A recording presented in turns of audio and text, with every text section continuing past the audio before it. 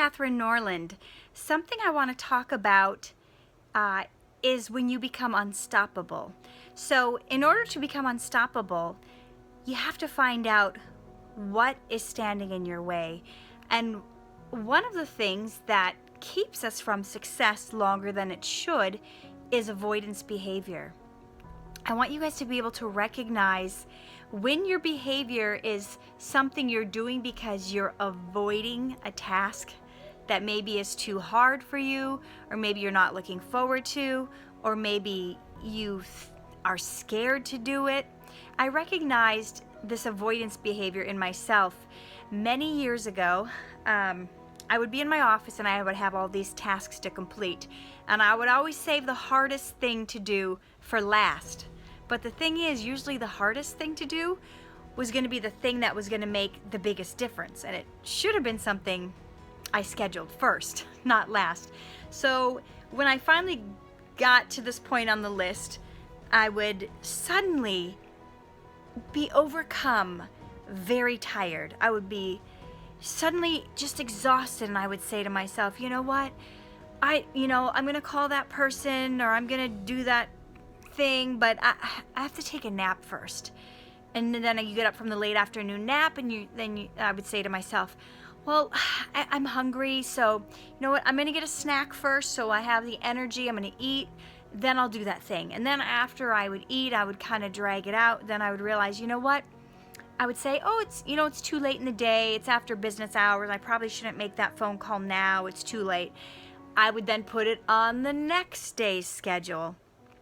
And this would go on and on and on until I finally, I don't know how many years or months I went on doing this, I would recognize whenever something was too hard or too scary, or I didn't want to address it, or if I had some fear around it, I would suddenly get very tired and need to take naps. Now you guys will have to identify what your own avoidance behavior is. For some people, it's playing video games or checking their social media status. Whenever it comes time to do that thing, well, let me just say, or checking your email. See, that's even better, because then you can say, well, I have to check it anyway. It's business. I got to do my work. And then you can spend all this time, sometimes needlessly, responding to things you don't need to. I noticed the other day I was supposed to make this press kit. I've been avoiding it for 2 weeks. Now, I am not somebody who keeps my house very clean. As far as like picking up laundry, it's a mess. I'll just show you. This is just proof right there. See that pile of clothes? I should be putting that pile of clothes away. But when I'm doing things I love, I don't take the time to, yeah, that's Mama, that's me. I don't take the time to do that kind of stuff. So the other day, sorry, Eli's trying to grab the phone. The other day I found myself suddenly cleaning everything around the house, picking stuff up and picking up my messes, which is kind of unlike me. I'm admitting to you right now. I let things pile up sometimes before I take care of them because I'm more into the art or doing my poetry or my filming or whatever. So I had to make this press kit, and I was so avoiding it.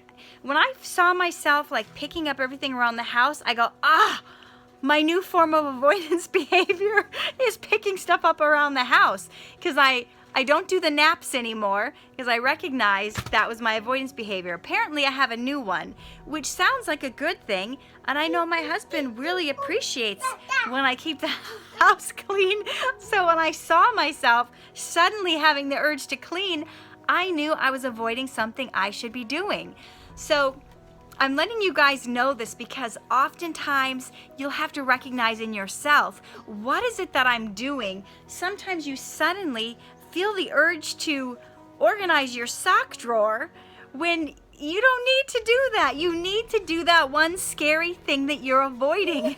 The thing that's, oh sweetheart, the thing that's the needle mover, the thing that's going to make the biggest difference.